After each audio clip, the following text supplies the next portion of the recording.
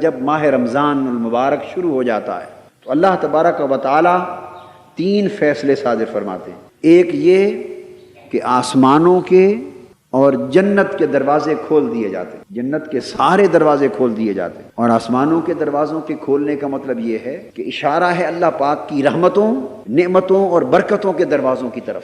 کوئی دروازہ اللہ کی رحمت کا دروازہ ہے، کوئی اللہ کی بارگاہ سے مغفرت کا دروازہ ہے، کوئی اس کے فضل و کرم کا دروازہ ہے، کوئی اس کی رحمت اور اس کی قربت کا دروازہ ہے۔ الغرض اللہ پاک اپنی رحمتوں اور برکتوں اور اخروی نعمتوں کے سارے دروازے ماہ رمضان المبارک کے لیے کھول دیتے ہیں، اور جنت کے سارے دروازے بھی کھول دیے جاتے ہیں۔ اور صرف اتنا کرم نہیں ہوتا کہ جنت کے سارے دروازے کھول دیے جاتے ہیں، مطلب اس کا کیا ہے؟ مطلب یہ ہے کہ اس مہینے میں جنتی بننا لوگوں کے لیے آسان کر دیا جاتا ہے۔ اللہ کی بارگاہ قرب تک پہنچ جانا، اس کے فضل و کرم اور اس کی نعمتوں کا مستحق بن جانا، اور اس کی رحمتوں اور بخششوں سے نوازا جانا، سال کے بقیہ 11 مہینوں کے مقابلے میں اس مہینے میں بڑا آسان کر دیا جاتا ہے۔ اور دوسرا فیصلہ یہ ہوتا ہے کہ دوزخ کے سب دروازے بند کر دیے جاتے ہیں۔ مطلب یہ ہوا کہ وہ عوامل جو انسان کو جہنمی بناتے ہیں، وہ محرکات، وہ اسباب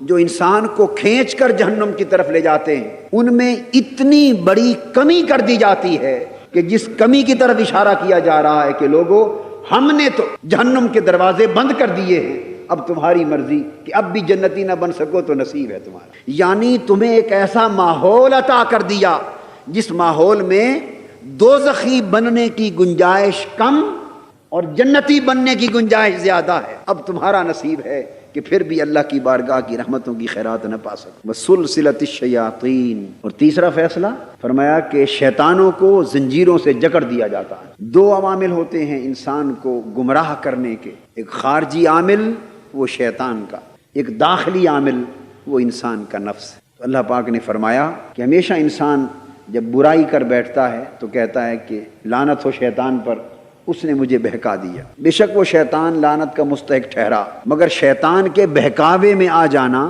یہ زیادہ تر بدی اور تباہی اور ہلاکت کا باعث بنتا رہتا ہے۔ فرمایا کہ ہم اپنے بندوں پر اتنا کرم بھی کرتے ہیں کہ جتنے شیطان ہیں انسان کو بہکانے والے، ان کو اس مہینے کے لیے جکڑ کے بند کر دیا جاتا ہے۔ گویا خارجی عوامل بھی روک دیے جاتے ہیں، بس صرف ایک اندر کا عامل انسان کا اپنا نفس رہ جاتا ہے، اور پھر اس نفس کی اصلاح کے لیے روزہ عطا کر دیا ہے کہ صبح سے شام تک اللہ کی رضا پر روزہ رکھنا، اور رات کو اللہ کی رضا میں قیام کرنا، اور پھر قیام کے دوران اللہ کا کلام سننا۔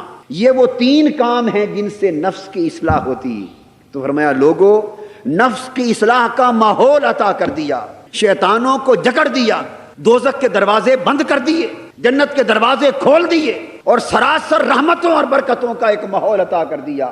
کیا اب بھی کمی ہے اس بات میں رہ گئی کہ تم مولا کے شکر گزار بندے بن جاؤ، تم متقی بن جاؤ، اللہ کی رحمتوں، نعمتوں اور جنتوں کے حقدار بن جاؤ؟ اگر اب بھی نہ بن سکو تو اس سے بڑی بدبختی اور شومی قسمت اور محرومی اور کیا ہوگی۔